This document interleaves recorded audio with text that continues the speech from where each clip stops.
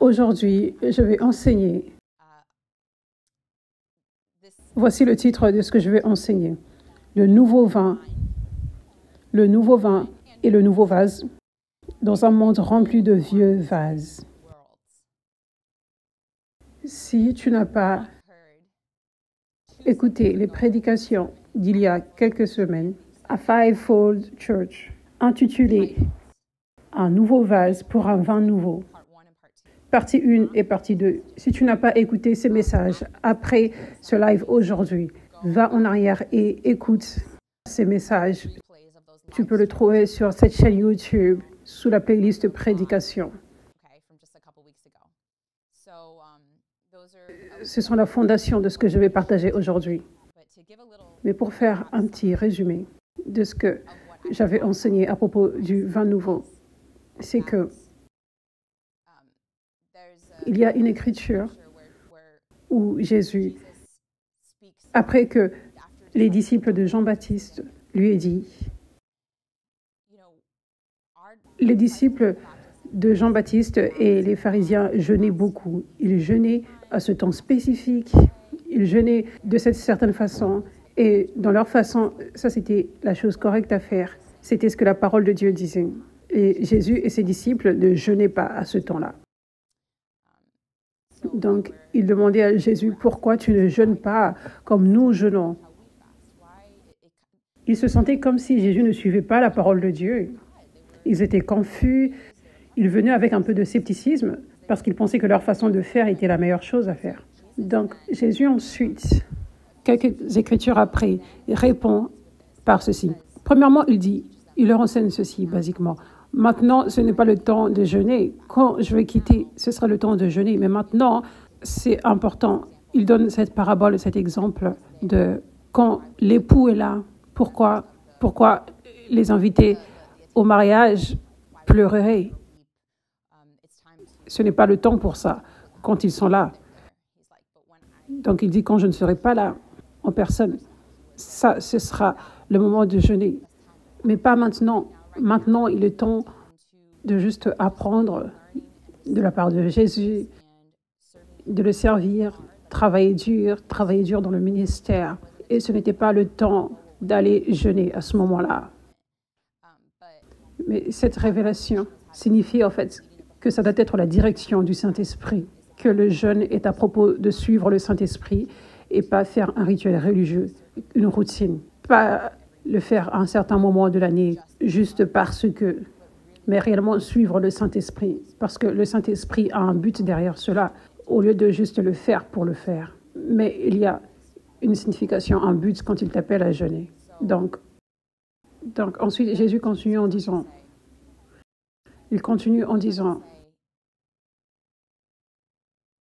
si tu essaies de mettre un vin nouveau dans une vieille outre, dans un vieux vase, ça va se dégrader, ça va exploser, ça ne fonctionnera pas. Tu ne peux pas mettre le vin nouveau dans des vieilles outres parce que le vin nouveau s'étire, gonfle et la vieille outre en cuir ne peut plus s'étirer. Le cuir ne peut plus s'étirer parce qu'il est vieux. Donc le nouveau vin va continuer de gonfler, de s'étirer et la vieille outre, le vieux vase, ne pourra pas contenir. Donc ça va se détériorer, ça va exploser.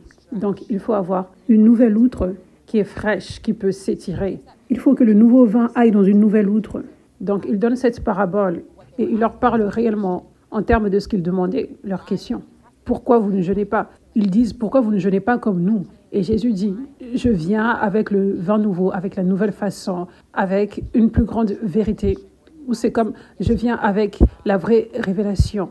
Vous les gars, oui, vous lisez la parole de Dieu, mais c'est avec le regard religieux. Ce n'est pas avec le vrai cœur de Dieu, la signification de l'Écriture. Vous n'avez pas réellement la plénitude, la révélation complète. Je vous apporte, ça c'est qui Dieu est, ça c'est son amour, ça c'est sa grâce. Et ça c'est ce qui se produit alors que je vous sauve tous, alors que je paye le prix et que je sacrifie pour vous tous. Ça c'est ce qui arrive. Ça, c'est le vin nouveau. C'est réellement une nouvelle façon. Et c'est une nouvelle révélation fraîche qui vient de Dieu. Donc, tu dois être flexible et ouvert à de nouvelles façons. Tu ne peux pas être comme, ça, c'est ce que la Bible dit. Tu dois jeûner comme ceci. Tu ne peux pas être rigide. Tu dois être ouvert au fait que peut-être que tu n'as pas la propre révélation. Peut-être qu'il y a de la religiosité, de la tradition et des mauvaises doctrines. Tu dois être ouvert, que tu pourrais être dans l'erreur. Tu dois être ouvert pour apprendre quelque chose de nouveau. Tu dois avoir ce cœur de disciple, qui a ce cœur enseignable. Ça, c'est la signification d'un disciple. Ça, c'est ce à quoi nous sommes appelés. Être des personnes qui apprennent toute la vie. Donc, tu dois avoir ce cœur où tu es comme, je pourrais être dans l'erreur, je suis prête à apprendre quelque chose de nouveau. Je suis prête à apprendre, même si j'ai lu la Bible 1 million de fois. Mais je suis un disciple, je suis une personne qui apprend. Donc, je suis prête à apprendre quelque chose, une nouvelle révélation que je n'ai pas encore obtenue. Je suis prête à être confondue et avoir la mauvaise doctrine, l'ancienne doctrine, être retirée de moi. Je suis prête. Nous devons avoir ce cœur. Ça, c'est ce que Jésus dit. Tu dois venir avec un nouveau vase, venir enseignable et espérer une nouvelle chose au lieu de t'accrocher aux anciennes façons et de questionner et d'être sceptique alors que la nouvelle façon vient et être résistant à la nouvelle façon. OK? Donc ça, c'est le résumé. Le vieux vase contre le nouveau vase et le vin nouveau. Ça, c'est le résumé de tout ça. Et comment cela corrèle avec aujourd'hui, c'est que ce réveil que Jésus a apporté, nous sommes dans le réveil maintenant. Et c'est réellement au stade de départ. Nous n'avons encore rien vu. Nous n'avons encore rien vu. Je veux dire, nous sommes dans le réveil de la fin des temps. Ce que Dieu va faire est juste tellement, tellement, tellement massif, ce qui va arriver. Donc, cette chose est réellement nouvelle. Nouvelle. C'est une chose nouvelle que Dieu est en train de faire. C'est du vin nouveau. Parce qu'il n'y a pas eu l'onction, la puissance de Dieu, les miracles dans le corps de Christ en général, pour si longtemps. Ça, c'est tellement nouveau. C'est tellement nouveau. Pas nouveau selon l'Église des actes, pas nouveau selon Dieu lui-même et ses principes. Mais les révélations ont manqué depuis si longtemps. Donc, ça paraît comme de nouvelles révélations pour les gens. Pas nouveau pour Dieu, pas nouveau comme si ça sortait de nulle part, inventé par des hommes, révélations d'hommes. Non, non, non, non. Ce sont des révélations de Dieu, ça vient de Dieu. Mais c'est nouveau pour les gens. Donc, ça, c'est pour cela que nous disons que c'est le vin nouveau. C'est un nouveau mouvement de Dieu que nous n'avons pas vu. C'est nouveau pour nous. Nous ne sommes pas habitués. Le corps de Christ n'est pas habitué à l'onction, n'est pas habitué au miracle en général. Vous savez, donc ça c'est nouveau. Donc c'est le vin nouveau. Donc nous devons avoir le nouveau vase. Nous devons être humbles et comprendre que si nous ne voyons pas l'onction et les fruits de l'esprit, les fruits du ministère que nous sommes supposés voir dans nos vies, si nous ne voyons pas cela en nous, si nous ne voyons pas cela dans les églises que nous fréquentons, cela signifie que nous manquons des révélations. Cela signifie qu'il y a des anciennes façons de faire les choses dont nous devons nous débarrasser et nous avons besoin d'une nouvelle chose. Cela signifie qu'il y a des choses qui sont religieuses. Il y a des choses qui sont même des traditions inventées par les hommes que nous faisons juste parce que, au lieu d'être comme nous faisons ceci, parce que ça c'est la révélation qui vient de Dieu. Nous prions pour les gens de cette façon parce que ça c'est la vraie révélation qui vient de Dieu. Nous prenons la Sainte Seine de cette façon parce que ça c'est la vraie révélation qui vient de Dieu. Nous conduisons l'Église de cette façon au lieu que ce soit à cause des traditions que nous faisons ces choses. Donc, si tu es excité à propos de ce réveil et de cette onction et de cette nouvelle chose que Dieu fait, tu dois être dans l'attente qu'il y aura de nouvelles façons qui arrivent. Je veux dire, de nouvelles façons dont tu n'avais pas entendu parler avant. Et tu dois être prêt à les recevoir. Donc cela signifie que tu dois venir avec un nouveau vase. Tu dois jeter ton vieux vase afin que tu puisses recevoir le vin nouveau. Sinon, tu seras comme les pharisiens. Et tu vas t'accrocher au vieux vase. Et tu seras excité à propos du vin nouveau. Mais ensuite, certaines révélations vont t'égarer parce que ça va contre ta façon de faire du vieux vase. Comme les pharisiens plusieurs fois disaient à Jésus, tu ne respectes pas le sabbat. Tu vas contre la parole de Dieu ici et ici et ici et ici. Tu ne jeûnes pas. Ça, c'est comme ça que tu seras. C'est comme ça que tu seras. Tu vas commencer à voir des choses qui sont mauvaises, mais qui en réalité ne le sont pas. Mais parce que tu t'accroches au vieux vase, tu n'as pas les yeux spirituels pour voir la vérité. OK? Donc, ça, c'est la vraie importance de jeter le vieux vase. Ce que j'ai partagé, c'est basiquement le résumé. de ces deux enseignements, afin que tu puisses recevoir cette parole maintenant, si tu n'avais pas encore écouté ces deux enseignements. La grande clé de comment jeter ton vieux vase, c'est d'être alerté de cette vérité, comme quoi je pourrais être dans l'erreur dans certains domaines. Je pourrais avoir quelques mauvaises doctrines religieuses. Je n'ai pas vu cette onction se manifester dans ma vie. Je n'ai pas vu le royaume de Dieu se manifester comme il devrait l'être. Donc cela signifie que je manque des révélations. Il pourrait y avoir de mauvaises révélations que Dieu a besoin de retirer, de nettoyer, pour faire de l'espace pour de nouvelles révélations.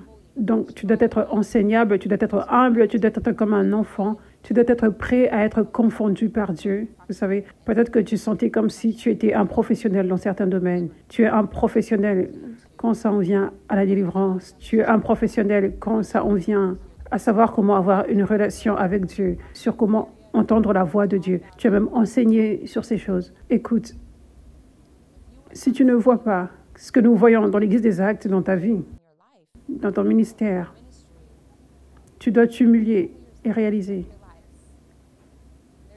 Il y a de nouvelles révélations que Dieu veut te relâcher. Donc cela signifie que tu dois faire de l'espace pour lui. Cela signifie que tu dois t'humilier, être prêt à commencer de zéro, vous savez, et lui autoriser à retirer les mauvaises doctrines, vous savez, les mauvaises visions que tu avais à propos de lui et de son royaume, à propos de comment prier pour les gens, la relation avec Dieu, comment entendre sa voix. Sois prêt pour qu'il te confonde et qu'il te dise, actuellement, ça c'est religieux, vous savez. Ça c'est venu d'une tradition inventée par un homme. Donc, dehors l'ancien et on accueille le nouveau. Donc, sois humble comme un enfant, enseignable et réellement renouvelle tes pensées comme je suis un apprenti, je suis un disciple, je suis un apprenti pour toute la vie et je pourrais être dans l'erreur dans certains domaines. Donc, je suis prêt pour que Dieu m'enseigne. Je suis prêt pour que Dieu retire l'ancien. Je suis prêt à être confondu. Au lieu d'être comme, je connais les choses, je connais tout et je ne viens même pas avec un cœur qui veut apprendre. Et ensuite, quand tu entends quelque chose qui est nouveau et qui peut-être t'offense, instantanément, tu seras comme sceptique. Instantanément, tu seras comme, ça c'est mauvais parce que je suis un professionnel. Je connais ceci. Il n'y a aucune place pour apprendre. Il y a juste de la place pour juger. Il y a juste de la place pour voir quelque chose qui est différent. Et automatiquement dire, ça c'est mauvais. Parce que, avec orgueil, je suis le professionnel. Vous voyez? Donc, aujourd'hui, cet enseignement aujourd'hui vous enseigne comment être le nouveau vase et marcher dans le vin nouveau dans un monde rempli de vieux vases. Parce qu'il y a réellement une confrontation. Cela signifie que ce ne sera pas toujours confortable et facile. Il y a beaucoup de conflits. Les gens portent tellement du vieux vase et toi tu es là avec le nouveau vase. Et ça apporte des confrontations. Donc, je vais vous enseigner comment gérer cela. Mais premièrement, la première chose que j'aimerais enseigner, c'est une clé en plus de comment jeter ton vieux vase complètement. Et cela est... Il y a des fois des gens qui ont des mauvais motifs. Ils ont des mauvais motifs dans leur cœur. Peut-être qu'ils sont réellement excités pour le réveil et la nouvelle chose que Dieu fait. Et vous savez, peut-être qu'ils comprennent ce concept de « oui, je dois m'humilier, je dois faire de l'espace pour le vin nouveau, je dois être enseignable, je dois jeter ce vieux vase ». Peut-être qu'ils comprennent cela, peut-être qu'ils font cela, peut-être qu'ils font cela.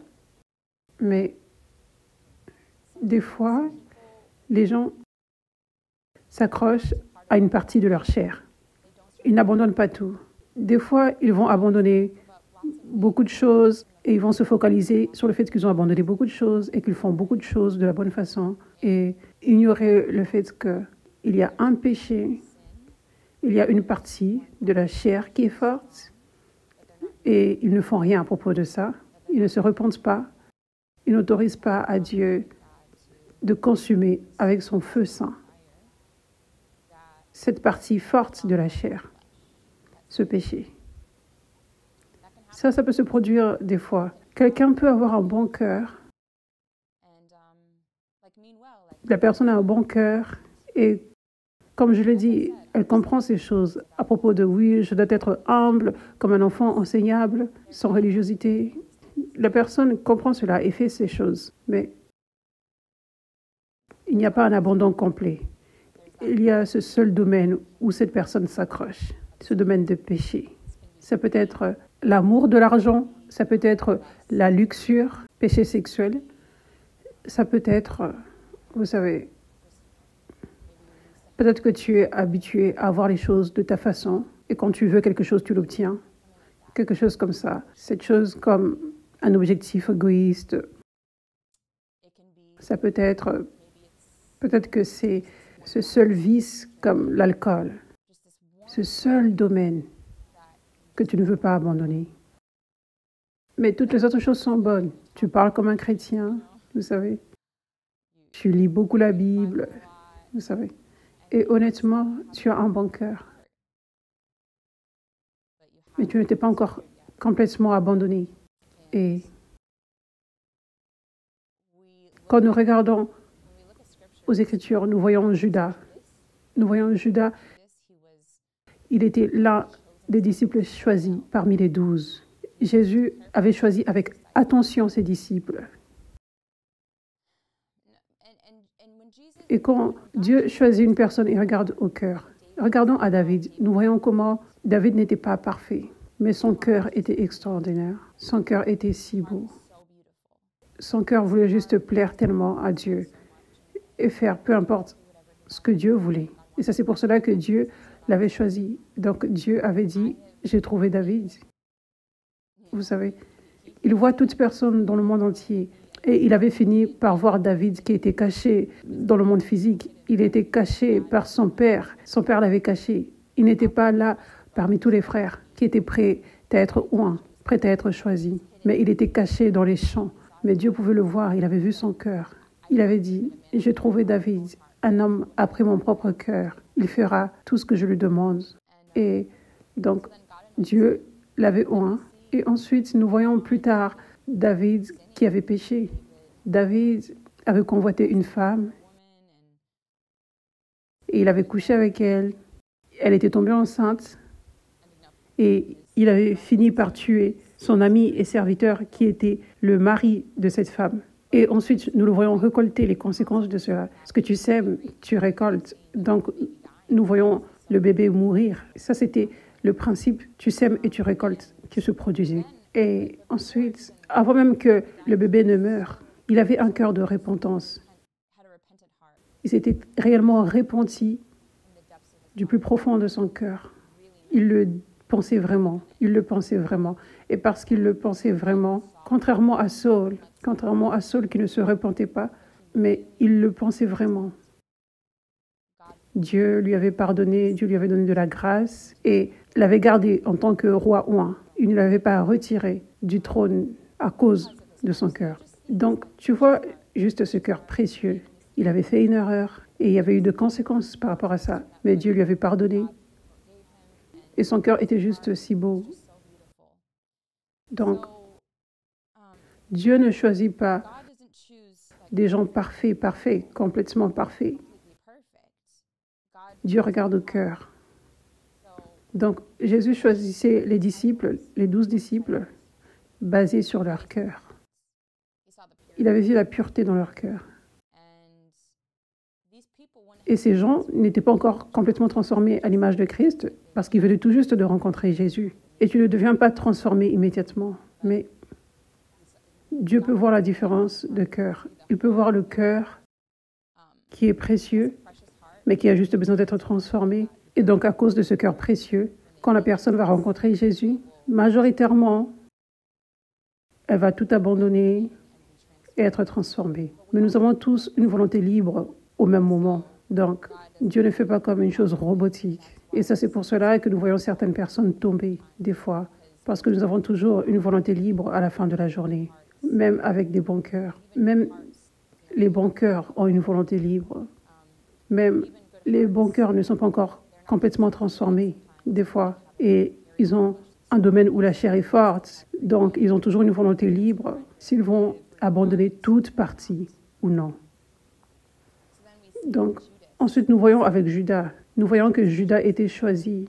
Donc, Judas devait avoir un bon cœur pour être choisi. Il doit avoir un bon cœur. S'il n'avait pas un bon cœur, ça aurait été difficile pour que le travail de Dieu soit fait. Ça aurait été des problèmes constants. Ça aurait été constamment comme vivre avec des pharisiens tout le temps. Constamment venir avec un mauvais cœur. Et ça aurait réellement perturbé le travail de Dieu. Donc, vous pouvez voir que Judas devait avoir un bon cœur. Mais il n'était pas encore perfectionné. Et il y avait une partie de sa chair qui était réellement forte. Et cette partie était l'amour de l'argent. Et nous voyons dans Jean 12, verset 1.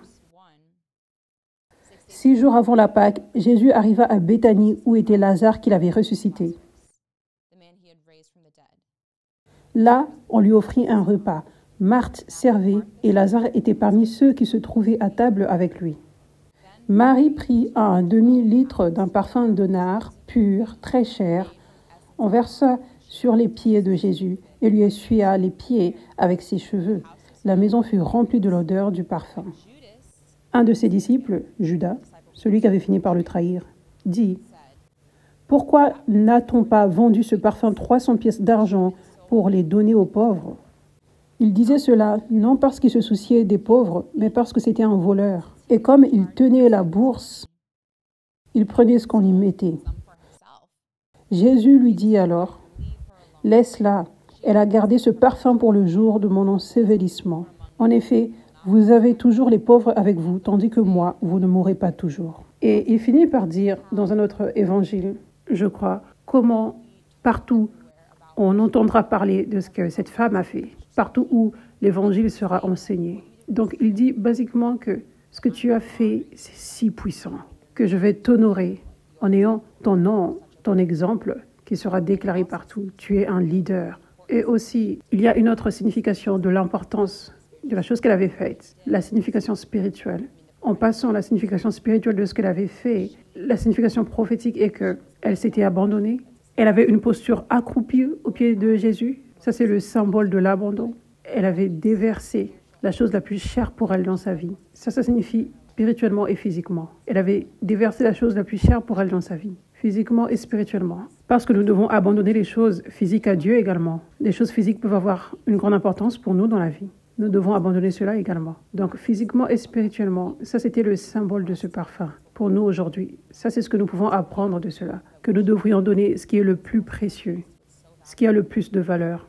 Déverser tout cela sur Jésus, celui qui est oint, pour le servir dans son travail, dans son royaume, là où son onction est, là où il est réellement, là où il se manifeste avec puissance. Et ensuite, alors qu'elle quitterait cet endroit par la suite, vous savez, elle avait essuyé les pieds de Jésus avec ses cheveux. Elle avait déversé le parfum et ensuite elle avait essuyé ses pieds avec ses cheveux. Donc, cela signifiait que lorsqu'elle avait quitté cet endroit, elle sentait comme Jésus. Ça, c'est le principe pour recevoir l'onction. Quand tu abandonnes tout à Dieu, quand tu t'abandonnes là où il t'appelle à servir, et tu le sers, tu déverses les choses les plus chères de ta vie pour Jésus, pour le servir dans son travail. Ça, c'est ce qui relâche le transfert d'onction. Le transfert d'onction. Donc, si tu es Élisée et tu sers sous Élie, cette onction puissante que Élie porte, cette même onction exacte était venue sur la vie d'Élisée. La même onction exacte. Donc, Élisée commençait à sentir comme Élie, vous savez, la même onction. Donc, Marie sentait comme Jésus après avoir quitté cet endroit. Mais la signification spirituelle est que cette onction que Jésus portait, à cause de ce qu'elle avait fait, elle avait quitté cet endroit, paraissant comme Jésus, sonnant comme Jésus, étant comme Jésus, sentant comme Jésus. Donc, ça c'est pour cela que Jésus en faisait une grande affaire, parce que c'était si puissant ce qu'elle avait fait. Et comment ça nous enseigne tous aujourd'hui. Ça enseigne les générations à venir. Comment recevoir l'onction. Comment nous devrions vivre abandonnés à Dieu. Ce à quoi ça ressemble. Mais peu importe, Judas, donc ça mentionne que il volait de l'argent.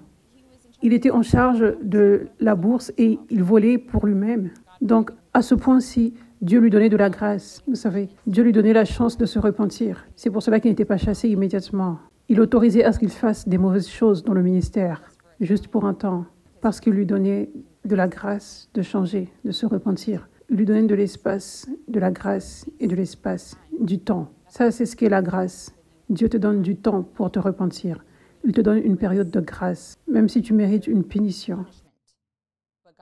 Mais Dieu est tellement bon de donner la grâce. Et cette grâce paraît plusieurs fois comme du temps, où tu continues de faire des mauvaises choses. Mais il te donne le temps d'être convaincu, de stopper et ensuite de te repentir.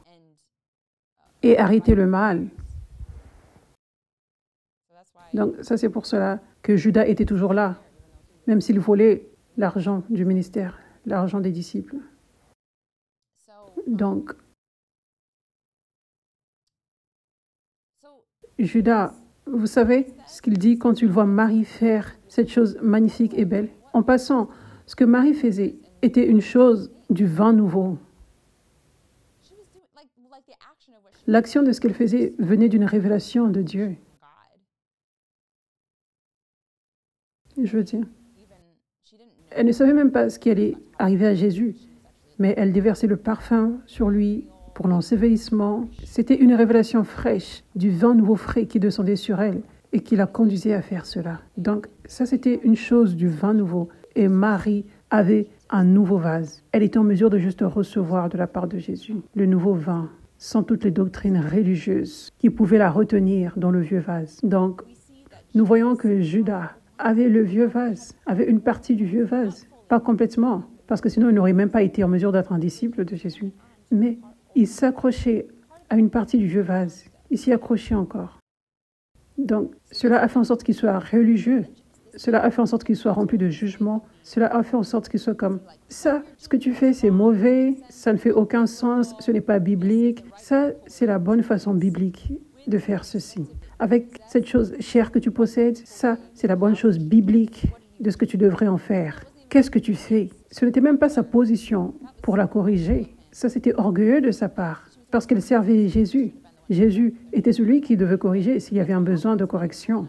Mais ça, c'est ce qui se passe quand tu t'accroches au vieux vase. C'est comme l'orgueil, c'est réellement associé au vieux vase. C'est comme ça que les choses sont, ça, c'est ce qui est bien. Vous savez? Donc, ça c'est ce qu'il dit. Pourquoi n'a-t-on pas vendu ce parfum 300 pièces d'argent pour les donner aux pauvres? Donc, il dit, ce que tu fais, c'est mauvais, alors que ça, c'était une révélation pure de Dieu qui venait par Marie. Ça, c'était le vieux vase qui entrait en confrontation avec le nouveau vin. Son vieux vase était devenu tellement offensé avec le vin nouveau qu'il ne pouvait pas le recevoir. Il devait dire quelque chose. Donc, cette écriture révèle qu'il était un voleur. Il ne se préoccupait même pas des pauvres. Il était un voleur. Il volait de l'argent pour lui-même. Cette écriture nous révèle qu'il avait une chair forte. Sa chair était forte dans ce domaine d'amour, d'argent. Donc, je vais vous partager que tu peux avoir un bon cœur, comme Judas avait un bon cœur. Et tu peux réellement comprendre ce principe de jeter ton vieux vase.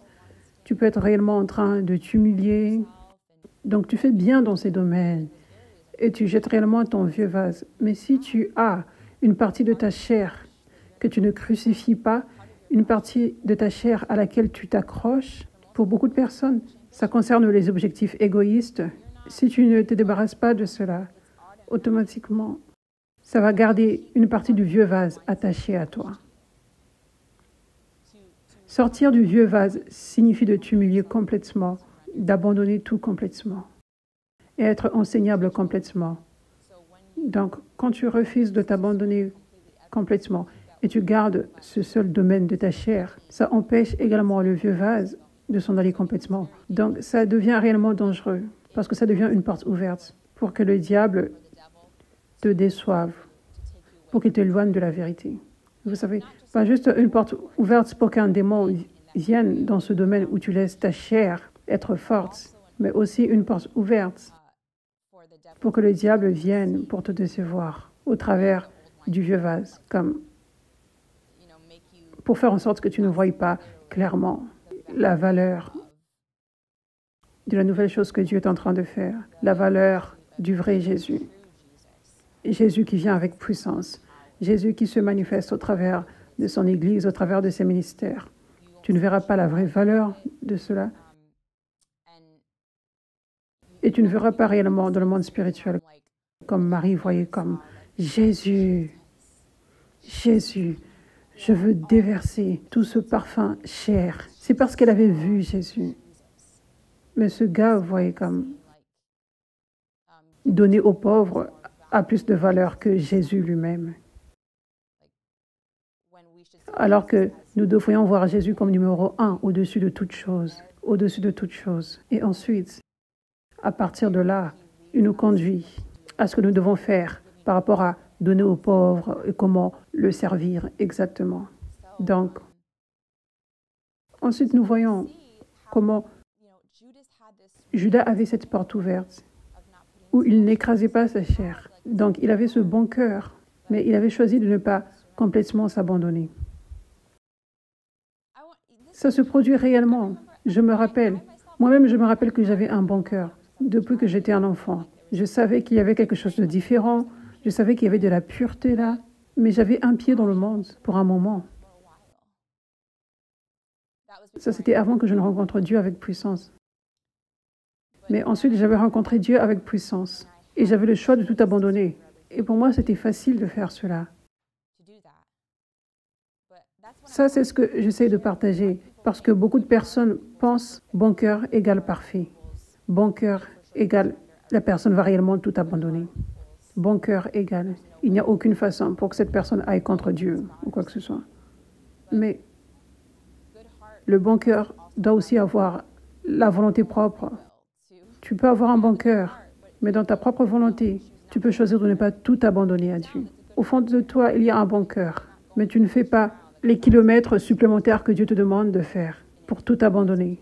Et ça peut causer que tu finisses par être utilisé par le diable, que tu finisses par faire quelque chose de mal, comme ce qui s'était passé avec Judas. Donc, Judas avait fini par ne pas écraser sa chair et il avait gardé cet amour d'argent. Et cet amour d'argent avait fait en sorte qu'il ne voyait même pas Jésus de la bonne façon, précisément. Donc, c'était devenu facile et simple pour lui de trahir Jésus pour l'argent. Que sa chair soit forte au point où il avait trahi Jésus de cette façon.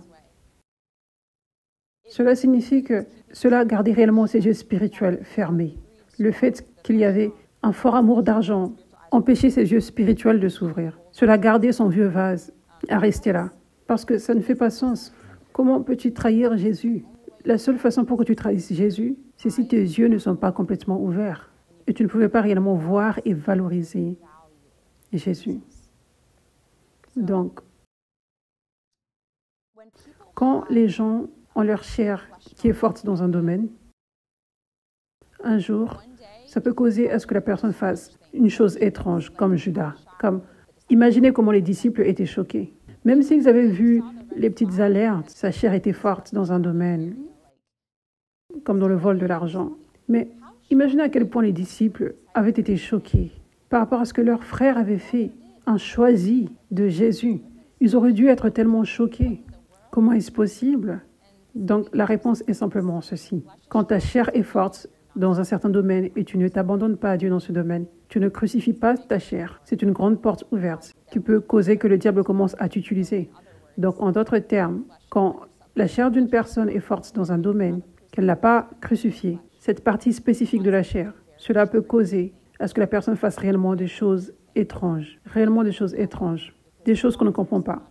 Parce que tu pensais que cette personne avait un bon cœur, qu'est-ce qui se passe? Mais peut-être que le péché était caché, les objectifs égoïstes que tu ne pouvais pas voir. Donc le jour d'après, la personne est comme un pharisien. Elle va contre Jésus, elle va contre le réveil, parle contre le réveil. On ne comprend pas.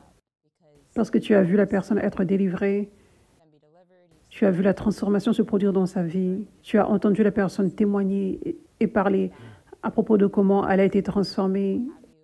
Donc ça ne fait aucun sens.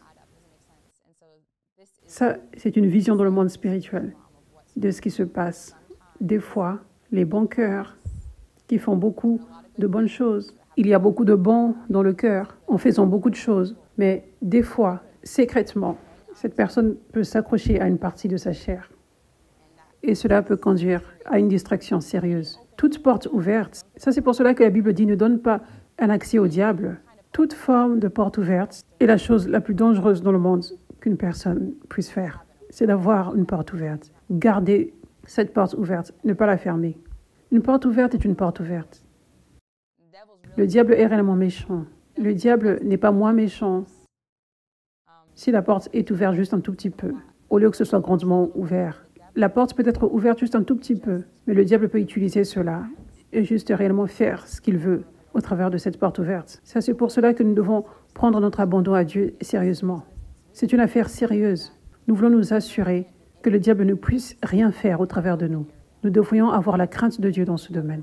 Je ne veux pas que le diable soit en mesure de faire quelque chose au travers de moi. Même parler une parole de mort, quelque chose qui ne paraît pas réellement comme une grande affaire. Je ne veux pas que cela se produise, que je dise quelque chose sans faire attention, basé sur mes sentiments.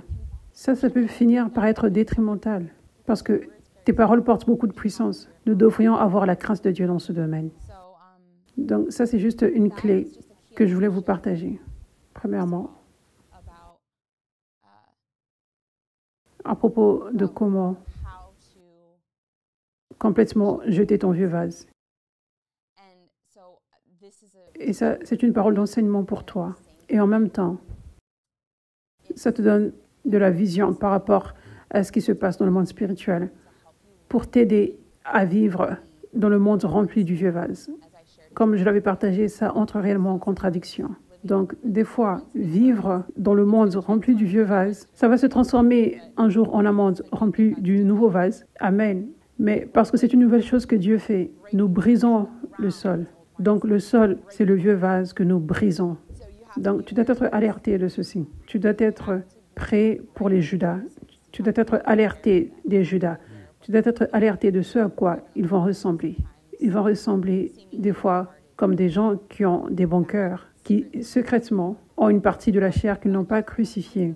Et ensuite, ça conduit à des choses étranges. Ça conduit à des choses où tu te sens comme si tu as été aveuglé ou quoi que ce soit. Donc, ça, c'est réellement une grande chose contre laquelle il faut être alerté. Parce que c'est important que nous comprenions ce qui se passe quand les gens parlent contre l'onction, contre le mouvement de Dieu. Sinon, nous pouvons être confus. Nous pouvons commencer à écouter, à là où c'est vraiment dangereux d'écouter. Vous savez, peu importe ce que Judas disait aux gens auprès de qui il obtenait de l'argent. Je veux dire, il était devenu dangereux tout d'un coup. Nous devons être alertés de cela. Nous devons savoir ce qui se passe. Donc, ça, c'est juste pour que tu saches. Ça, c'est ce qui se produit des fois. Des fois, la personne s'accroche au vieux vase.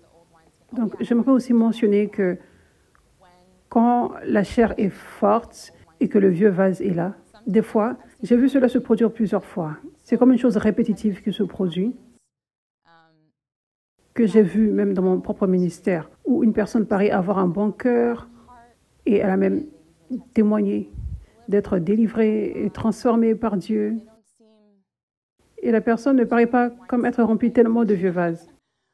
Mais à cause des objectifs égoïstes, à cause d'une partie de la chair qui est forte, sortant de nulle part, tous ces arguments pharisiens vont sortir de la personne. Toutes ces accusations, ces fausses accusations.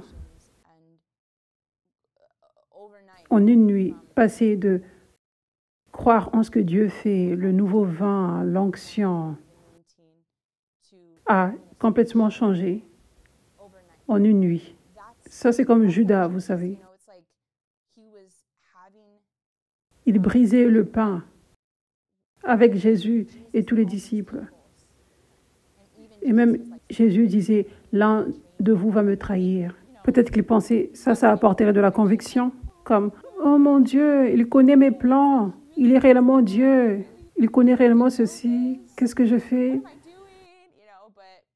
Mais cette porte était ouverte et le diable était déjà venu, n'est-ce pas? Donc, il brisait le pain avec Jésus et les disciples intimement, tellement intime. Et ensuite, quelques moments après, il avait complètement trahi Jésus et avait donné l'argent pour partager sur là où Jésus était et toutes ces choses, afin qu'il soit arrêté. Donc, sois alerté de ceci, afin que tu ne sois pas aveuglé. Donc, ça peut se produire. Les gens peuvent commencer à dire des choses religieuses, à parler contre, parce que la chair est forte. Ça fait partie du vieux vase qui vient dans cette situation. Le vieux vase qui est resté connecté à la chair, qui n'avait pas été crucifiée.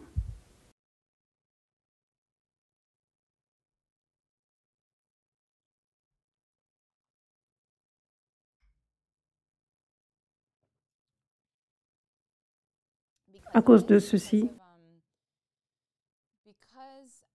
à cause de la difficulté que c'est pour les gens avec le vieux vase de jeter leur vieux vase, à cause de cela, Dieu généralement utilise des gens qui sont frais, des gens qui n'ont pas à jeter des tonnes et des tonnes de vieux vases. Parce que pour certaines personnes, c'est tellement difficile. Donc, il avait choisi les disciples qui étaient des collecteurs d'impôts. Il n'avait pas choisi les pharisiens. Les pharisiens avaient des tonnes de ces doctrines religieuses. Ils avaient tellement des connaissances. Ils avaient de l'orgueil et de la connaissance. Ils se prenaient pour les professionnels dans ces temps-là. Donc, Jésus n'avait choisi aucun d'entre eux. Jésus avait choisi ces tableaux tout blancs qui n'avaient même pas à jeter quelques vieux vases. Il n'y avait pas de vieux vases là. Ils pouvaient juste immédiatement devenir de nouveaux vases. Ils pouvaient juste recevoir ce que Jésus disait et boire et être comme « Oui, amen, amen, je reçois ceci ». Au lieu d'être comme « Attends, mais ça ne fait pas sens avec la parole de Dieu que je connais. Attends », en venant avec du scepticisme. Parce que ces personnes pensent « Ça, c'est la bonne chose de faire ceci, ceci, ceci ».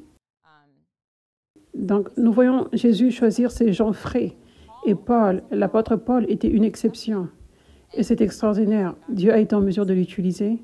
Et c'est l'un des plus grands serviteurs de Dieu que nous voyons dans le Nouveau Testament. Mais il était une exception. Donc, Paul était un pharisien. Je veux dire, il était une personne tellement religieuse. Il persécutait tous les chrétiens, il les tuait à cause de ce vieux vase. Il était déterminé que cette nouvelle chose que Dieu avait apportée était du diable. Ça, c'est pour cela qu'il tuait tous ces gens. Donc, tellement de vieux vases là. Mais Dieu lui avait donné de la grâce et il avait été réellement convaincu et il avait réellement complètement tout abandonné. Il était devenu enseignable et il était en mesure de jeter réellement son vieux vase complètement. Donc, ça, c'est comme ça que ce sera aujourd'hui. Dieu va utiliser majoritairement des gens frais. Et ensuite, il y aura des exceptions comme Paul, qui était venu d'un passé énorme, où il était chrétien depuis un long moment, et il avait beaucoup des vieux vases qu'il devait jeter. Dieu va utiliser ces gens, et il va les utiliser si puissamment. Vous savez, même moi, j'avais grandi dans l'Église toute ma vie, mais une fois que j'avais testé et vu le nouveau vin, la nouvelle chose que Dieu faisait, j'avais juste tout jeté. J'étais juste comme, ça c'est la plus grande vérité, la plus grande part de Jésus, la plénitude de Jésus que je n'ai jamais vue. J'avais grandi en l'aimant, en apprenant sur lui, mais je n'avais jamais réellement testé le vrai lui jusqu'à ce moment-là. Donc, tout ce passé, j'avais tout jeté. J'avais tout jeté. La différence est si drastique.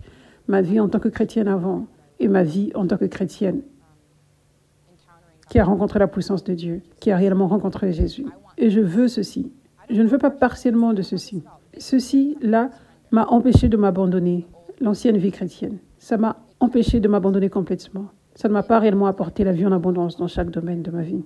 Ça n'a pas embrasé un feu en moi. Ça n'a pas fait en sorte que mon appel s'accomplisse. Il n'y avait pas beaucoup de vérité. Je ne veux pas cela. Je veux ceci. Je ne veux pas les deux. Je veux ceci. Je veux ceci. Cette vie que j'ai goûtée dans le nouveau vin. Donc, j'étais en mesure de réellement complètement jeter le vieux vase. Et des fois, cela paraissait comme apprendre de mon père spirituel et recevoir de nouvelles révélations de sa part à propos du monde spirituel et ce qui se passe dans le monde spirituel et les cas démoniaques les plus profonds que les gens ont, les clés qui débloquent ces gens, ces cas démoniaques plus profonds, les révélations à propos de l'onction.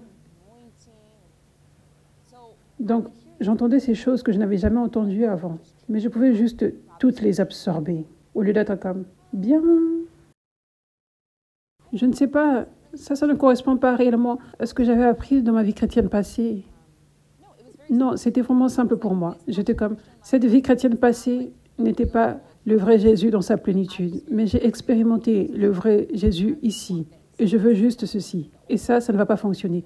L'ancien ne va pas fonctionner avec le nouveau. Donc, j'étais en mesure de juste tout absorber. J'étais en mesure d'avoir de l'honneur envers lui, l'honneur, le respect et la crainte de Dieu qu'il utilisait. Et j'étais en mesure d'être comme un enfant, un vrai disciple, sans venir avec des questions, sans venir avec du scepticisme, mais venir comme un enfant. Donc, ça demande de l'humilité profonde, Donc, ça, c'est un avertissement pour ceux qui ont un grand passé chrétien. Tu dois être préparé. T'humilier, c'est vraiment la chose majeure que tu dois faire. L'humilité dans ton cœur doit être la priorité. Ça doit être la première chose sur ta liste. Tu dois comprendre ce que ça signifie. Tu dois comprendre cette vérité. Que Dieu utilise généralement des gens frais. Et il y a des exceptions, donc tu dois t'assurer que tu es une exception, comme Paul. Tu dois t'assurer que tu es quelqu'un comme Paul. Vous savez, ne sois pas comme Nicodème. Nicodème avait un grand cœur, un bon cœur, mais il avait manqué à son appel. Et il l'avait réalisé plus tard. Il avait une chance d'être un disciple de Jésus. Il avait une chance de quitter son ancienne vie, dans la grande position qu'il avait, pour suivre Jésus, pour être un disciple de Jésus. Mais il ne voulait pas abandonner cela, il ne voulait pas jeter le vieux vase. Et ensuite, quand Jésus était crucifié, nous voyons dans la Bible qu'il était venu. Et il avait juste contribué à l'enterrement de Jésus. Il avait contribué pour l'enterrement du corps de Jésus et toutes ces choses. Donc, nous voyons que ses yeux étaient ouverts. Nous voyons qu'il y avait de la conviction à ce moment-là, comme c'est réellement le Messie. Et je l'ai manqué. Donc, Nicodème avait un bon cœur. Donc, ça, c'est comme ça que c'est aujourd'hui. Il y a beaucoup de chrétiens qui ont des bons cœurs, mais ils vont réellement manquer à marcher dans l'onction. Ils vont manquer à marcher dans l'onction. Parce qu'ils ne s'humilient pas assez. Parce qu'ils ne jettent pas leur vieux vase. Ils s'accrochent à certains vases. Donc, nous verrons qu'il y aura majoritairement des gens frais qui n'ont pas un si grand passé chrétien, mais qui sont juste en mesure de recevoir le nouveau vin sans apporter des questions, sans de scepticisme, sans essayer de faire en sorte que ça fonctionne, avec les anciennes choses qu'ils connaissaient. Donc, si tu as été chrétien depuis longtemps, si tu as été dans l'Église depuis longtemps, si tu as été dans une position de leadership dans l'Église, tu dois comprendre, si tu veux marcher dans l'onction, sois préparé à t'humilier profondément tous les jours. Et faisons la plus grande priorité de ne pas être un sceptique une personne avec un esprit critique, une personne qui pense qu'elle sait tout. Sois préparé, sois l'exception, afin que Dieu t'utilise comme Paul.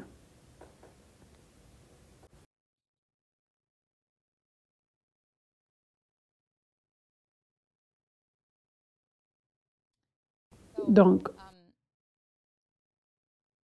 en ayant dit tout ceci, j'aimerais partager à propos de ce fait que Dieu va utiliser beaucoup de personnes fraîches, beaucoup de personnes qui ont grandi dans l'Église.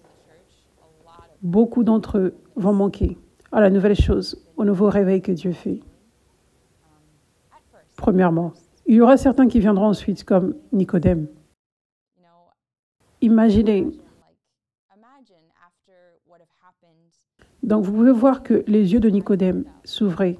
Et imaginez ce qui a pu se produire après cela, après que Dieu se soit prouvé lui-même. Jésus s'était prouvé lui-même, vous savez.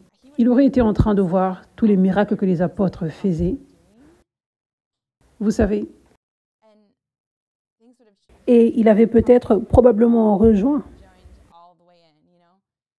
Donc, au départ, au stade de départ du réveil, c'est un peu comme ces moments Nicodème, où les gens voient, ils voient en partie, mais il y a un manque dans le fait de jeter le vieux vase, un manque d'humilité complète. Et cela les empêche de recevoir immédiatement. Je sais que beaucoup d'entre vous avez des amis dans vos vies et de la famille dans vos vies. Probablement, ceci est le cas. Ils sont complètement empêchés de recevoir immédiatement. Et je sais que ça peut être réellement frustrant, mais j'aimerais que vous ayez de l'espoir qu'il viendra. Nous sommes dans le premier stade. On brise le sol maintenant, toujours. Même si ce réveil a commencé il y a quelques années. Mais nous sommes toujours dans le stade de départ. Ça, c'est un grand réveil massif de la fin des temps. Donc, ils viendront, alors que Dieu se prouve encore et encore et encore et encore. Beaucoup viendront. Les yeux de beaucoup vont s'ouvrir. Donc, et de l'espoir pour ça, et de la foi pour ça. Et ne sois pas par terre. Ne sois pas par terre à propos de ça. Ne sois pas distrait par le fait que ils ne croient pas encore. Leurs yeux n'ont pas vu encore. 1 Corinthiens 2, verset 14 dit « Mais l'homme naturel n'accepte pas ce qui vient de l'Esprit de Dieu. » J'aimerais lire à nouveau. « Mais l'homme naturel n'accepte pas ce qui vient de l'Esprit. Car c'est une folie pour lui. Il est même incapable de le comprendre, parce que c'est spirituellement qu'on en juge. » Donc, il y a beaucoup de chrétiens qui ne sont pas spirituels ou sont partiellement spirituels. Ils ont du chemin à faire. S'accrocher au vieux vase les empêche d'être complètement spirituels. Donc, ils ont toujours des systèmes de pensée charnels, des systèmes de pensée religieux. Donc, cette écriture nous donne de la vision par rapport à comment, pourquoi beaucoup de chrétiens sont contre le nouveau mouvement de Dieu. Parce que cette écriture dit, quand ils n'ont pas les yeux pour voir, quand ils ne sont pas spirituels, ça paraît fou. Ça ne paraît pas juste comme « Oh, ça c'est ce que tu crois, bien pour toi, cool pour toi, et ça c'est ta passion. » Non, non, c'est fou. C'est fou. Et la plus grande raison de pourquoi, c'est parce que dans leur vieux vase, c'est comme ça c'est la bonne façon. Donc, ça, c'est une façon différente. Donc, ça, c'est mauvais. Ça, c'est fou. Ça, c'est pour cela. Donc, quand tu vois cela se produire dans ta vie, tu demandes à tes amis chrétiens et à ta famille de venir à l'église, de venir dans les lives, quand tu leur partages les témoignages de ce que Dieu fait. Et tu te retrouves dans cette résistance incroyable. Pas seulement, ils ne sont pas enthousiastes pour rejoindre et recevoir, mais ils disent que tu es fou. Ça, c'est la raison de pourquoi. Que tu aies la paix et le repos par cette révélation. Parce que je sais que pour beaucoup, ça apporte de la confusion. Certaines personnes peuvent même t'égarer parce que tu commences à les écouter. Mais 2 Corinthiens 11, verset 4, Paul dit, il dit à ses disciples, « En effet, si quelqu'un vient vous prêcher un autre Jésus que celui que nous avons prêché, ou si vous recevez un autre esprit que celui que vous avez reçu, ou un autre évangile que celui que vous avez accepté, vous le supportez très bien. » Donc Paul dit, Paul lui-même prêche l'évangile de Jésus. Et Paul parle en disant, « Je n'étais pas venu vers vous avec des paroles persuasives de la sagesse humaine, mais j'étais venu avec une démonstration d'esprit et de puissance, afin que votre foi ne reste pas sur la parole des hommes, sur ma parole, parce que vous avez été persuadés, parce que je suis un bon communicateur et je suis intelligent. Non, mais que votre foi reste sur la puissance de Dieu. » Donc, ils avaient reçu l'évangile de Jésus, qui était rempli de puissance. Ils avaient obtenu de la foi en Jésus, en le rencontrant avec puissance. Donc, Paul parlait le vrai évangile, le vrai Jésus, le nouveau vin, vide d'anciens vins, vide de vieux vases. Ça, c'est ce que Paul prêchait. Et ça, c'est l'esprit qu'ils avaient reçu. Ils avaient reçu le vrai Saint-Esprit, le baptême du Saint-Esprit, l'onction. Cela signifie comme le Saint-Esprit qui venait en différents niveaux, plus et plus et plus. Ça, c'est l'esprit qu'ils avaient reçu. Ils avaient reçu ce vrai esprit. Ils avaient reçu l'onction dans leur vie. Ils avaient testé et ils avaient vu. Ça, c'est le vrai Jésus. Ça, c'est la vraie chose. Mais Paul disait, comme, vous avez reçu ceci de ma part, moi Paul, Dieu au travers de Paul, leur apôtre, leur père spirituel, leur couverture, là où ils sont plantés. Et ensuite, tout d'un coup, ils commencent à écouter d'autres enseignants. Ils écoutent à leurs amis. Et ces gens-là prêchent un Jésus différent. Ils prêchent le Jésus rempli de vieux vases. Ils prêchent un Jésus sans la puissance. Ils prêchent Jésus avec la révélation religieuse, pas la vraie révélation. Ils prêchent un Jésus différent. Ils disent, non, Jésus est comme ça. Non, le royaume de Dieu est comme ça. Non, ça c'est mauvais. Ça, ce n'est pas la bonne chose. Ça, c'est comme ça que la délivrance ne se produit pas de cette façon. Non, ça c'est comme ça qu'il faut prendre la Sainte Seine, pas cette façon. Non, ça c'est comme ça qu'il faut prier pour les gens, pas cette façon. Ça c'est comme ça que Jésus veut faire ceci. Ça c'est comme ça que Jésus fait ceci. Donc ils prêchent un Jésus différent de celui qu'ils ont reçu par Paul, qui est le vrai Jésus. Et Paul les réprimande. Il dit, vous supportez très bien ce que tout le monde vous dit. Peu importe ce qu'une personne vous dit, vous supportez cela très bien. Cela signifie vous recevez. Quelqu'un t'a dit quelque chose avec passion et tu es comme, oh, je reçois. Ça, c'est mauvais. Ça te place dans une position où tu seras dessus. Au lieu de cela, tu devrais t'accrocher fortement, rester fort dans ta conviction, dans ce que Dieu t'a montré, dans le vrai Jésus que tu as vu et testé, cette révélation que tu as eue de qui Jésus est réellement, des façons de faire dans son royaume, de comment il est venu avec puissance dans ta vie, des enseignements que tu as reçus, où ton homme spirituel s'était réveillé en sautant, ton esprit s'était réveillé, et ton esprit était comme, oui, ça c'est la vérité dont j'ai toujours rêvé, et tu as même appliqué cela dans ta vie. Tu as vu les fruits d'appliquer cela, cet enseignement, cette révélation dans ta vie. Reste fort dans cette conviction. Accroche-toi fortement à ce que Dieu t'a montré, au lieu d'aller autour et d'écouter à peu importe ce qu'une personne dira. Quand tu restes fort dans ce que Dieu t'a montré, ça c'est le vrai Jésus ici. Tu dois être complètement humble, mais confiant.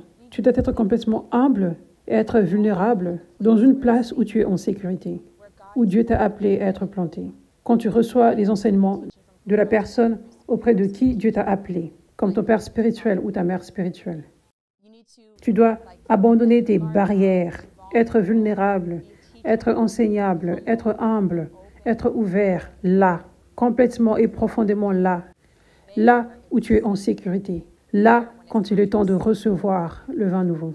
Mais tu dois faire l'opposé de cela quand tu écoutes à d'autres personnes que Dieu ne t'a pas appelé à écouter.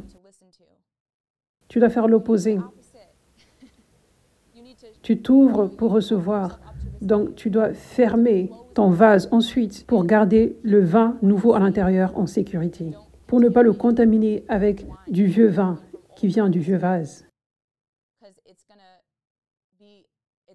Parce que ça va exploser.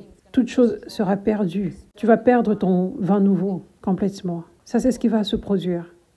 Donc, tu dois protéger ce que tu as reçu. Tu dois garder. Tu dois être vigilant à propos de cela. Donc, tu dois être tellement humble et enseignable dans cet endroit où Dieu t'appelle à être humble et enseignable. Mais ensuite, tu ne peux pas écouter à d'autres personnes qui sont dangereux, qui parlent des mensonges.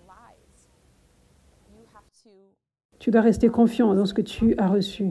J'ai reçu ce vin nouveau comme un étudiant et je crois que ça, c'est la vérité. Et je protège cette vérité.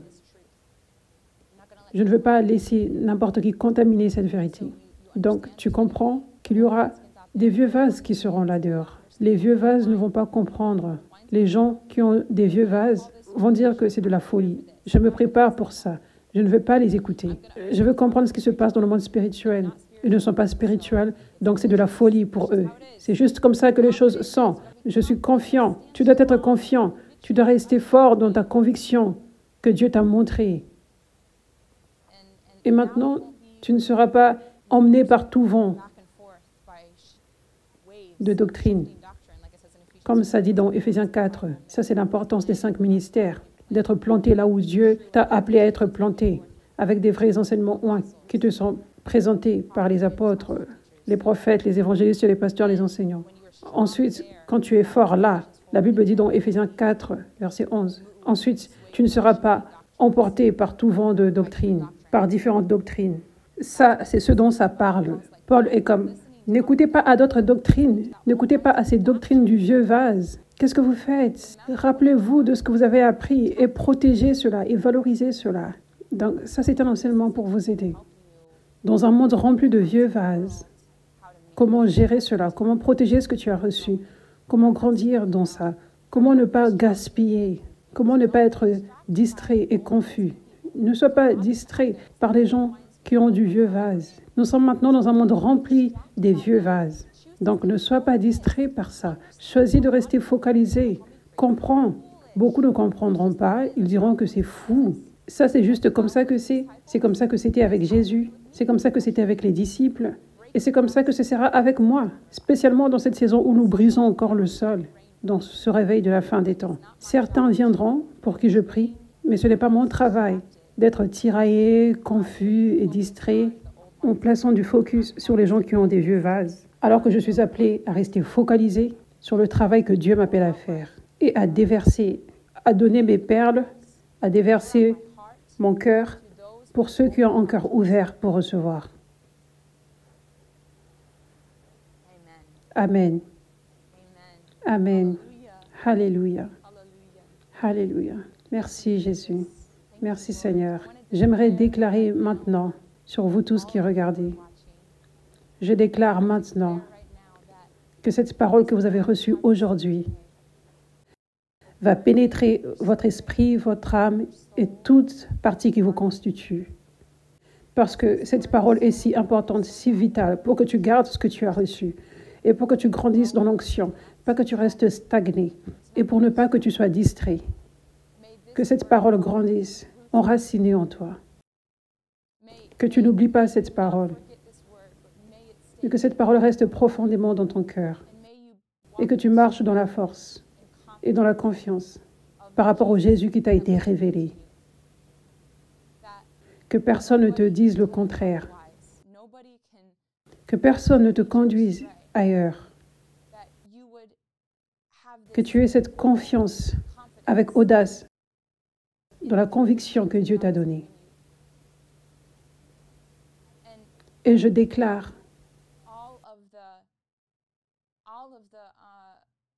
tous les troubles dans ton cœur que tu as eus concernant les gens dans ta vie, concernant les gens qui ont du vieux vase dans ta vie et qui ne comprennent pas. Certains d'entre vous avaient eu beaucoup de troubles dans vos cœurs dans ce domaine. Ça a réellement apporté beaucoup de distractions. Certains d'entre vous, ce sont des membres de la famille proche et des amis proches ou des amis passés dans vos vies Vous avez beaucoup d'incompréhension là. Ça vous trouble réellement.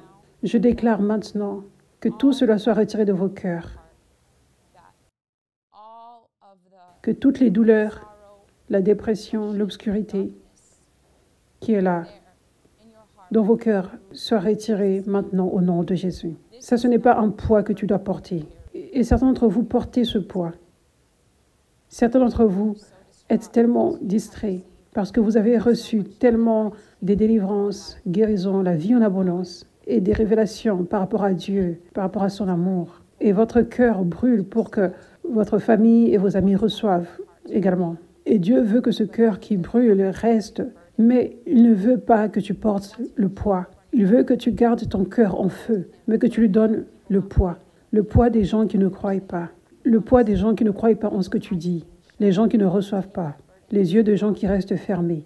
Ne prends pas ce poids sur toi. Ça, c'est le poids de Dieu. Ton travail est de te reposer en Dieu et d'autoriser à Dieu de travailler lentement au travers de chaque graine que tu plantes, jour après jour.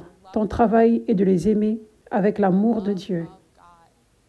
Être doux, porter les fruits de l'esprit dans tes interactions avec eux, être doux, sans forcer. Ne force pas le vin nouveau sur eux, ne force pas l'onction sur eux, ne leur force pas à regarder des choses, ne leur force pas à regarder les lives et toutes les choses, ne force pas. Porte les fruits de l'esprit, sois doux, sois gentil, aime-les, juste aime-les là où ils sont, montre-leur l'amour incroyable de Dieu. Des fois, cela signifie, quand ils te parlent mal, tu ne remets pas le mal en retour, mais tu parles avec une voix douce et avec de l'amour et de la compassion. Des fois, cela signifie prendre beaucoup d'intention dans la journée par rapport aux paroles que tu déclares, toujours parler avec amour et être lent à parler.